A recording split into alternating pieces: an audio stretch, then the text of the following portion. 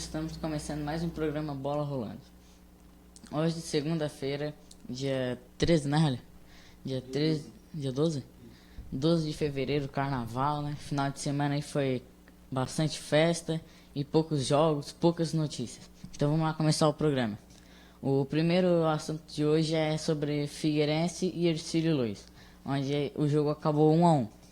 O Hercílio Luz saiu na frente logo aos 4 minutos do primeiro tempo e o Figueirense empatou aos 30 do segundo tempo com o André Lima. O Figueirense, que é o líder do Catarinense, e o Hercílio Luz está brigando para não cair. Já a Chapecoense, que vem em segundo, ela ganhou por 2-0 do Brusque, 2 gols do Wellington Paulista. O Wellington Paulista já jogou na Ponte Preta, jogou até mesmo no Criciúma, jogou no Cruzeiro. Ele é um dos melhores centroavantes, na minha opinião, do Brasil. Centroavante mesmo, sobra para ele vai guardar de qualquer jeito, direita, esquerda. Ele só é meio lento. Eu não acho que ele tem uma boa velocidade e um drible. O Criciúma empatou por 2-2 com a Inter de Lages. O Criciúma, que vem muito mal nessa Catarinense, e se bobear vai cair. Vai cair sim, porque o time não mostra vontade nenhuma. Todos os jogos vem jogando mal e não melhora. Não faz questão de melhorar. Parece que eles não ligam para o que vai acontecer. O Criciúma marcou com... deixa eu ver aqui, bem rapidinho. Marcou com Andrew e Caio. E o Inter de Lages marcou com Luizinho e Max. No Mineiro, o Galo perdeu por 2-1 para a Caldense em casa. Saiu ganhando aos 28 minutos do primeiro tempo com o Ricardo Oliveira. Ricardo Oliveira, que foi para essa temporada para o Atlético Mineiro. Jogou, acho que 2 temporadas no Santos, foi muito bem. Conquistou o vice da Copa do Brasil. Conquistou não, né? Perdeu. E conquistou o Paulista também com o Santos, vencendo o Audax naquela ocasião. Ele fez o gol do título. E depois o Galo ainda sofreu a virada com a Caldense. A Caldense que não vem também muito bem. O Atlético Mineiro e a Caldense têm as campanhas idênticas, tirando o saldo de gol ali, gol feitos. Eles têm 2 derrotas, 2 vitórias e 2 empates. O Neilson e o Potita marcaram para o Caldense. Boa tarde, Daiana. O Cruzeiro venceu por 2-0 do Democrata. Democrata, que é o último do Mineiro, só tem 4 pontos. O Mancoejo, o estreante do Cruzeiro, e o Marcelo Hermes fizeram os gols da partida. O Mancoejo, que saiu bem criticado do Flamengo, e o Marcelo Hermes, que teve uma passagem pelo Grêmio há uns anos atrás. Eles chegaram essa temporada para o time. O Cruzeiro é o líder do Mineiro, com 5 vitórias e 1 empate só. É um time que vai brigar para ser campeão da Libertadores, do Brasileirão e da Copa do Brasil, e provavelmente vai ser o campeão do Mineiro. Na Libertadores caiu no grupo do Universidade do Chile e do Racing. O Racing, que final de semana venceu o Olimpo no Campeonato Argentino. E o Campeonato Argentino é uma coisa muito ruim de ver. Toda partida é só pau. Tipo, tinha 1 minuto de jogo, já tinha 3 faltas. Só que o Racing tem 2 grandes jogadores que, quando precisa, vão decidir. Que é o Lautaro Martinez, um jogador argentino de 23 anos, que já tem contrato com a Inter de Milão. No meio da temporada, que é quando encerra a temporada europeia, ele vai para lá, vai disputar numa transferência de 18 milhões de euros. O Lautaro Martinez, que muitos conhecem pelo FIFA também, quem joga futebol no videogame vai conhecer, é um jogador que evolui bastante. E ele com certeza é uma das promessas da Argentina, ao lado de Dybala, Barco. A Argentina, que tem muitos jogadores bons, jovens, que vão evoluir, talvez podem até ser o melhor do mundo. O Cruzeiro como eu falei, vai disputar pau a pau e só está esperando a decisão de, como é que é? Eu acho que era Vasco e George Wilson, que disputam quarta-feira, essa quarta-feira, acho, ou quarta que vem, se eu não me engano. Já no Cruzeiro, também tem o Ábila, que quem é cruzeirense com certeza vai conhecer. Tem até uma piada que quem não conhece o Ábila no Brasil é quase impossível, porque ele já marcou gol em todos os times do Brasil, praticamente. Ele até fez contra o Corinthians, Palmeiras. Quem vocês pensar assim, de time grande da Série A, ele já marcou.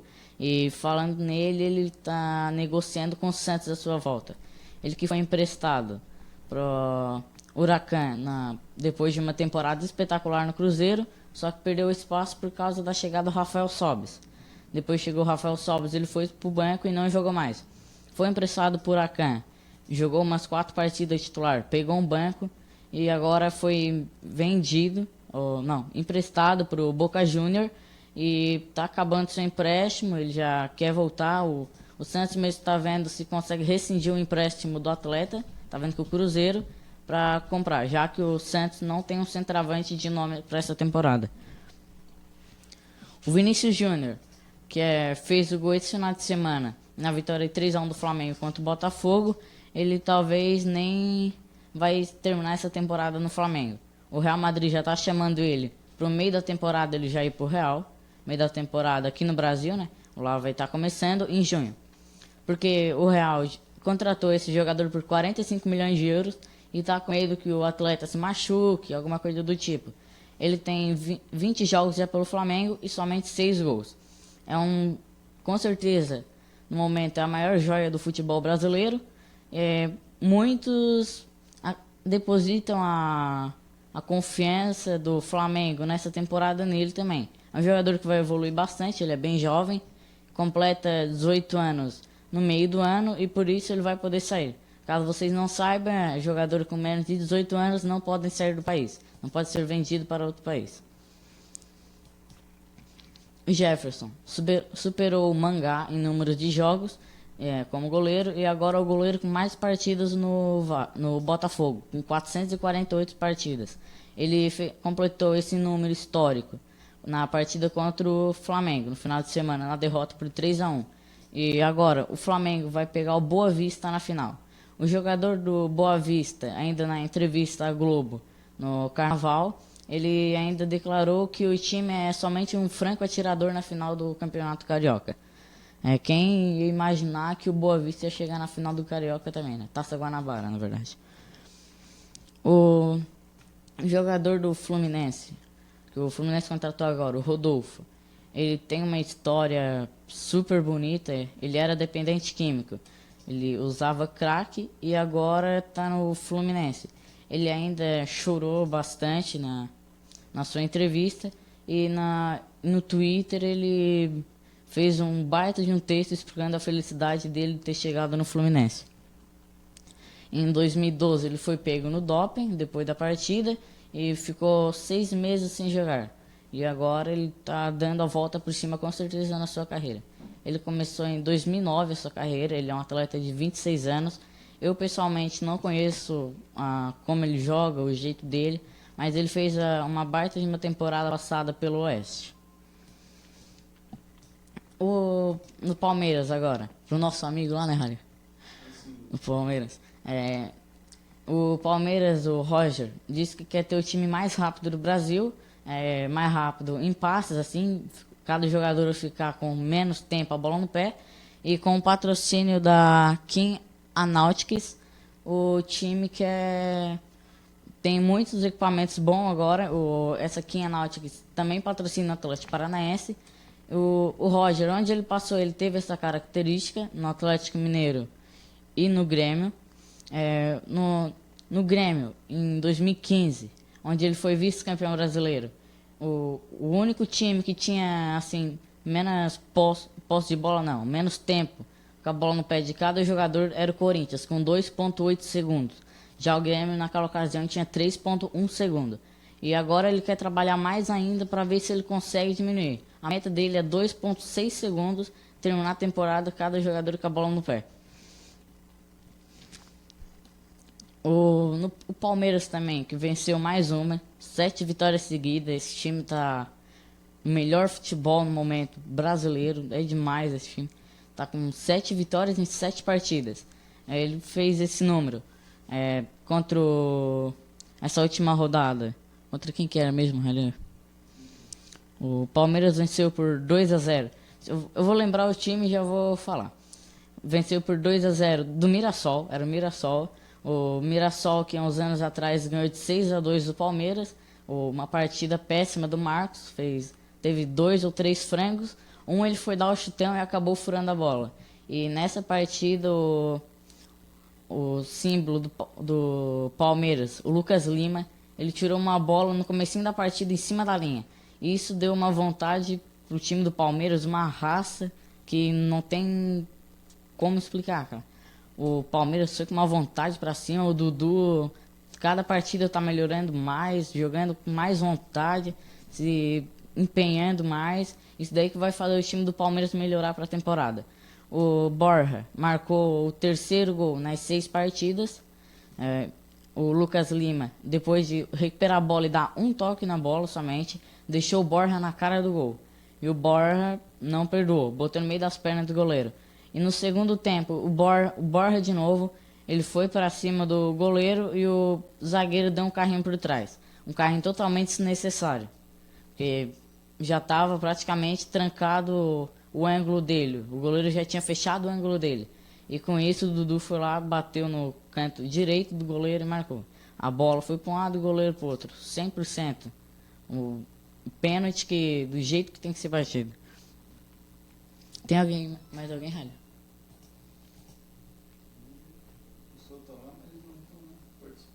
Estão vendo? Não...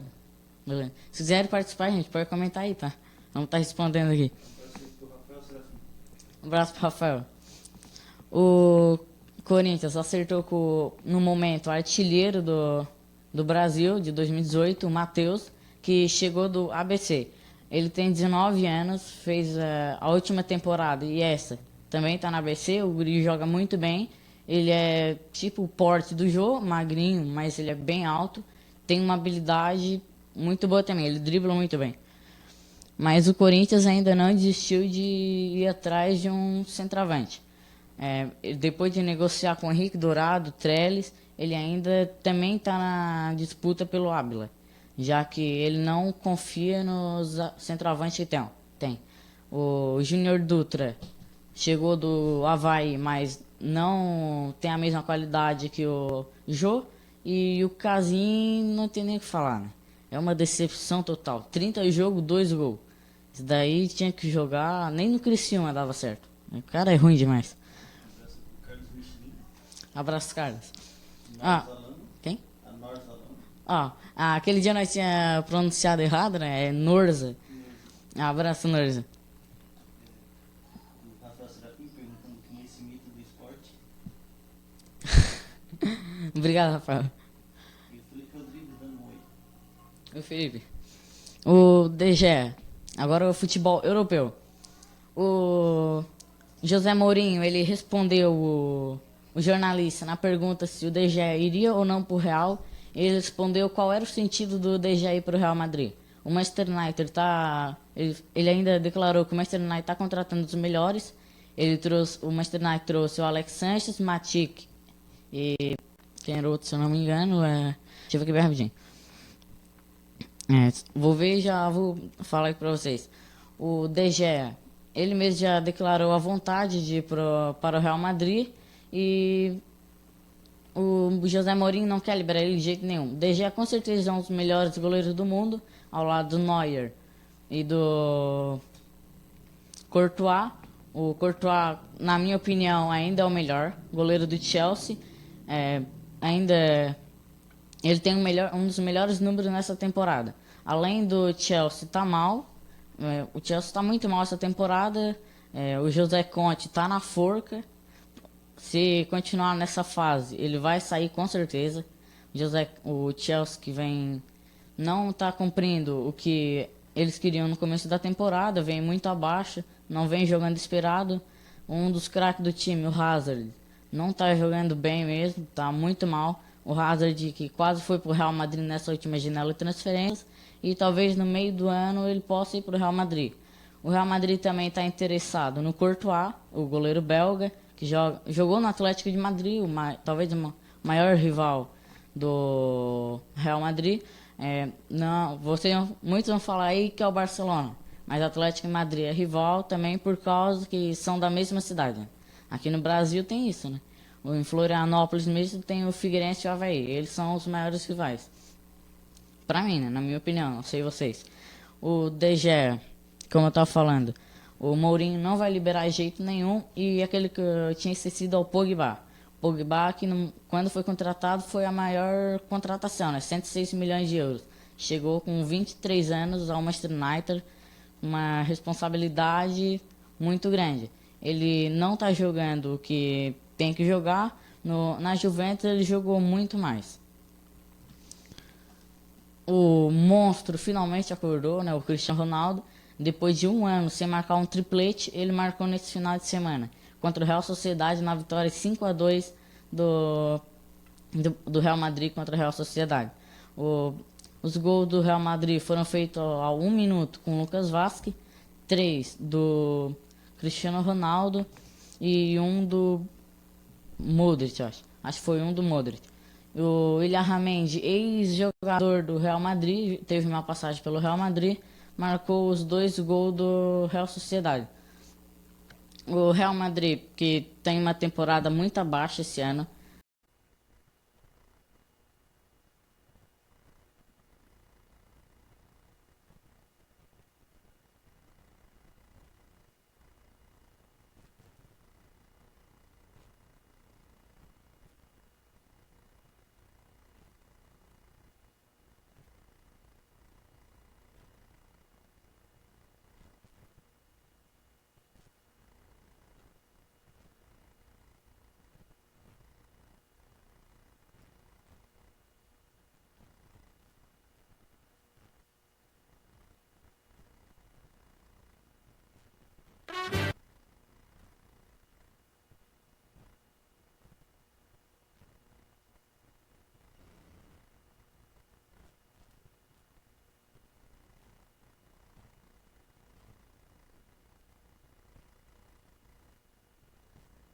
Gente, deu um probleminha aqui. Quando é ao vivo, isso corre risco de acontecer, né? Até nas emissoras grandes aí do Brasil acontece e aqui também pode acontecer.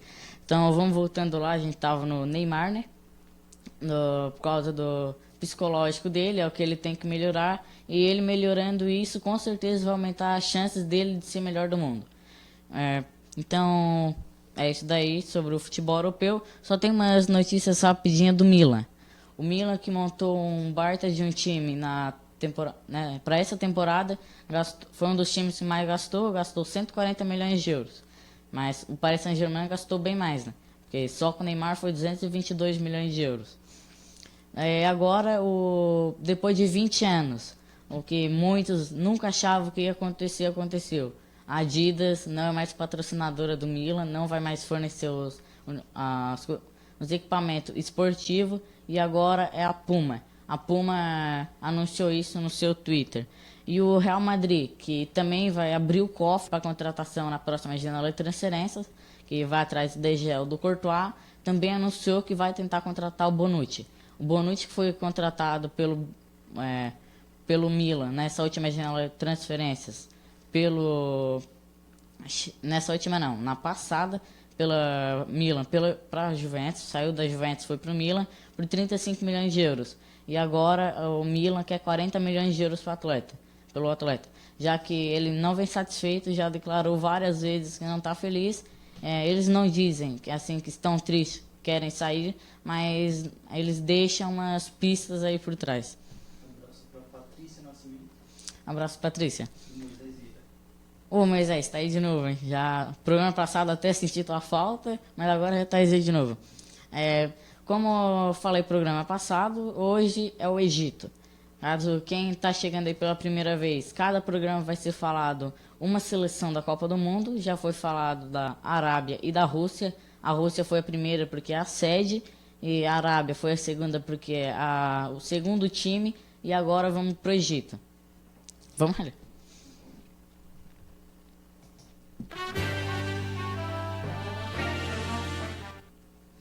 Opa! Soltamos a vinheta aí sem querer, mas, enfim. Nós vamos falar agora sobre, primeiramente, boa tarde, Cauã. Boa tarde, aos nossos ouvintes que estão ali. Nessa parte, eu vou falar um pouco sobre a economia e a história. Em seguida, o Cauã ele vai falar sobre a seleção egípcia mesmo. A história, o Egito, ele é um dos berços da civilização, então ele tem muita história para contar. Só que não teria como a gente contar a história toda do Egito aqui, porque daria uns 2 dias de programa sem pausa, porque tem muita coisa. Então vamos resumidamente, vamos falar sobre a história do Egito. A história do Egito divide-se em 3 fases: o Antigo Império, o Médio Império e o Novo Império. Ao longo desses 3 períodos, o Egito atingiu o apogeu. Porém, a partir do século 7 a.C., o Egito foi invadido por vários povos, né, e perdeu o seu antigo esplendor. Primeiramente, a primeira divisão da história egípcia é o Império Antigo, ou Antigo Império. Durante o Antigo Império foram construídas as obras de drenagem e irrigação, que permitiram a expansão da agricultura. São desse período ainda as grandes pirâmides dos faraós Kelps, Khafre e Miquerinos, construídas nas proximidades de Mênfis, a capital do Egito na época. Lembrando que hoje em dia a capital do Egito é Cairo. As pirâmides eram os túmulos dos faraós. Por seu interior era levada grande quantidade de objetos que pertenciam ao soberano, como móveis, joias e outros objetos preciosos.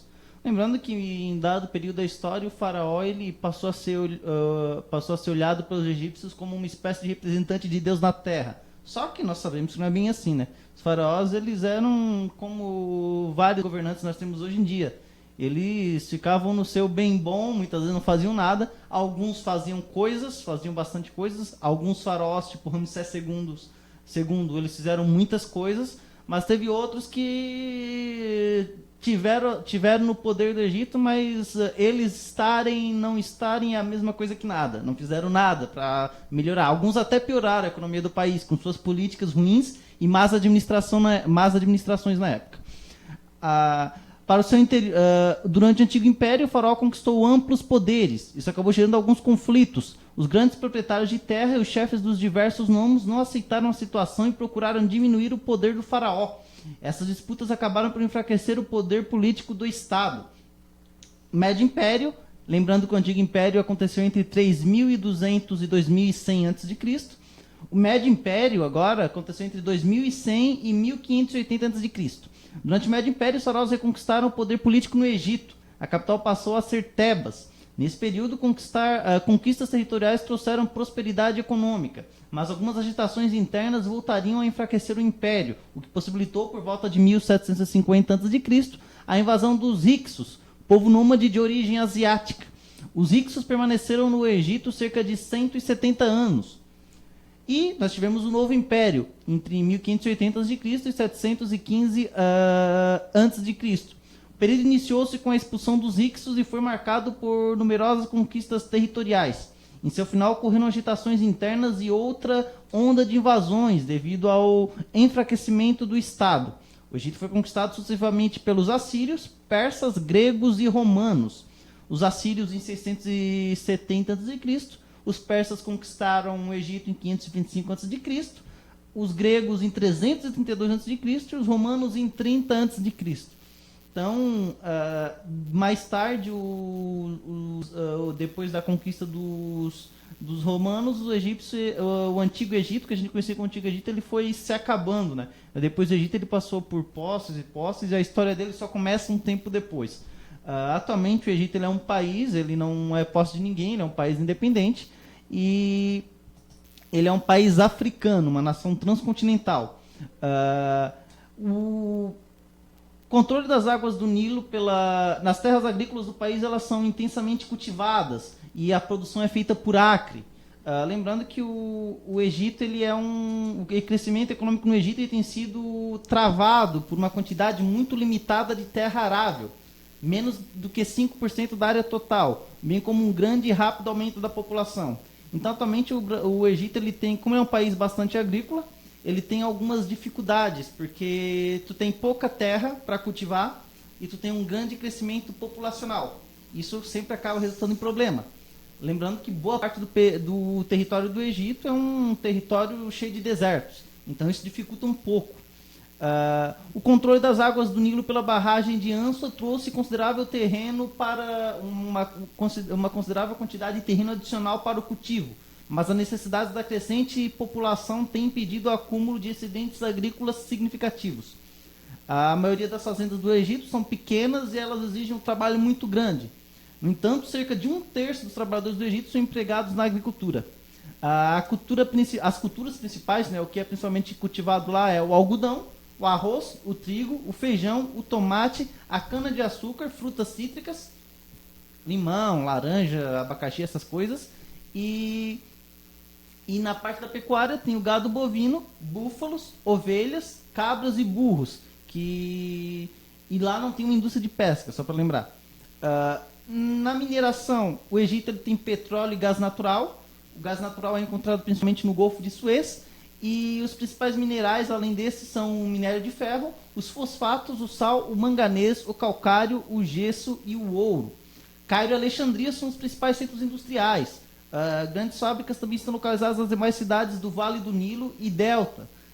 Em Port Said, aliás, isso, é Port Said e Suez, que são regiões lá onde tem essa grande quantidade de cultura agrícola.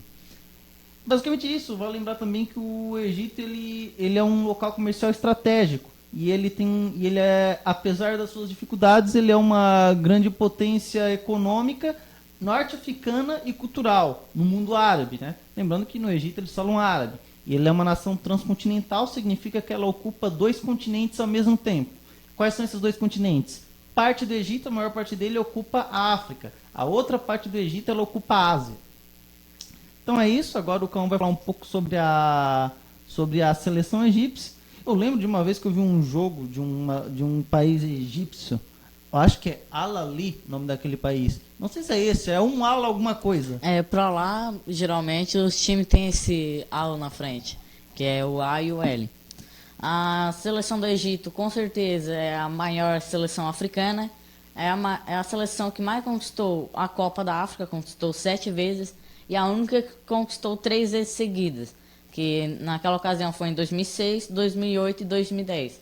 Para quem não sabe, a Copa da África acontece em 2 anos. A Copa da África não, desculpa. O Egito disputou somente 2 Copas do Mundo. Uma terminou em 13º e a outra em 20º, que foi em 1934, ela terminou em 13º, em 1990 ela terminou em 20º. Depois de 28 anos, ela voltou a disputar uma Copa do Mundo e, como eu falei no programa do Beto, na entrevista, foi a classificação mais comemorada, com certeza, não por causa que a seleção, o brasileiro, também tem aquilo lá de torcer sempre para o mais fraco. E o Egito, vamos levar em consideração que no futebol mundial é uma seleção fraca. O gol foi feito no último minuto da prorrogação do segundo tempo e de pênalti, para o seu maior jogador no momento, que é o Mohamed Salah. No momento Mohamed. Na coisa lá da Arábia, no programa passado já tinha uns Mohamed, né? E agora também tem o Mohamed, que é o Mohamed Salah. Os 2 maiores jogadores do Egito é o Enemy, que joga no Arsenal, e o Mohamed Salah, que joga no Liverpool. Que o Salah, como eu falei no programa passado, é um dos melhores jogadores nessa temporada. O seu maior artilheiro é o Hossam Hassan, com 68 gols. E o jogador com mais participação é o Ahmed Hassan.